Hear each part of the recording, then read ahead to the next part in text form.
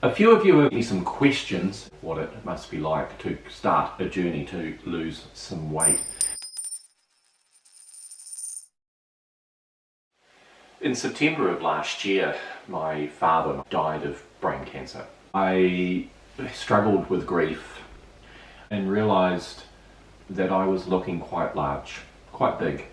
I had some patients who made commentary to me, wrongly or rightly. It's their perception that I was quite large. Because sometimes when you're large you don't necessarily feel it because I guess you get used to it. And so after speaking with a friend, there was an idea that maybe I could look at raising some money for the White Matter Brain Cancer Trust through walking a half marathon. I was serious, but I didn't think I'd achieve it. At the time I didn't. And it put me onto a journey where today, 7.5 months later, I've lost 40 kilos, in fact 41. I went from 145 kilos down at the moment to 104. It's a physical adjustment that's obvious, but it's also an adjustment mentally that needs to be made. Did I have a gastric band? No. No, I didn't, and have lost 41 kilos through my own determination and hard work, which is great. Why did I allow myself to get to 145 kilos? Truth is, I don't really know how to answer it, because weight just tends to go on at times, and doing shift work probably didn't help, and I really didn't look after it nutritionally, and I didn't like exercise and I didn't do any, and a bag of crisps were my enemy. And sometimes it takes others, albeit maybe it's a bit nasty, but it takes others to make you realise, actually take a look at yourself. Was I going to get diabetes? Was I going to cause myself some coronary problems? Probably. What are the benefits of walking? Well, there's the obvious benefits, and that is the physical changes and the physiological changes. You breathe better.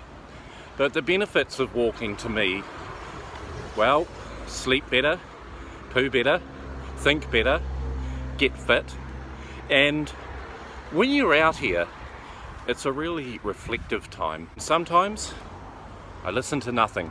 It's very good for your mental health. I think we all wear an invisible backpack of life. We've got to make sure that that backpack doesn't overfill, because then we get in trouble. What was the hardest part?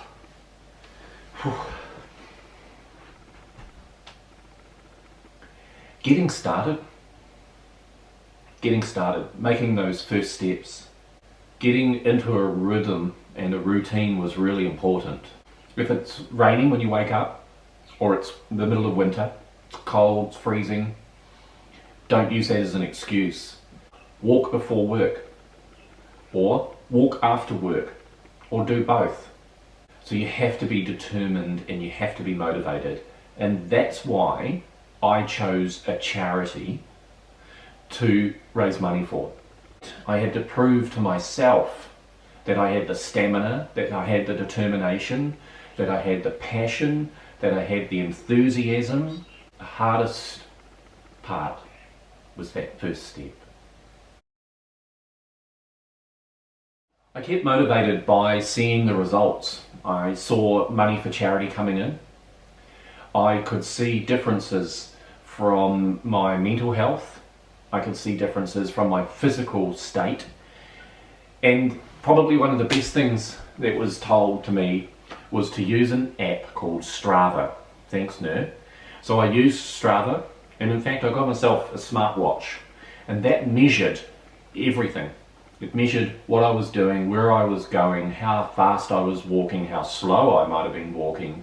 It measured and mapped out, and I accumulated it to the point where I can see how my accomplishments, those small steps, were becoming great. But the physical benefits were amazing. The weight started to come off, the compliments were coming in, and that was how I kept motivated. I found the support the most helpful. Besides the technology, the support of those of you that joined me on my walks. The support of those of you that encouraged me remotely.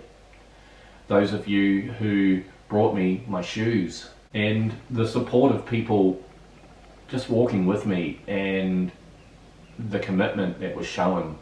It tickled my heart and kept me going. Now I know I'm in control. It's up to me. I know I have to thank myself first and foremost. I'm simply pointing out, if you're going on this weight loss journey, you need that support.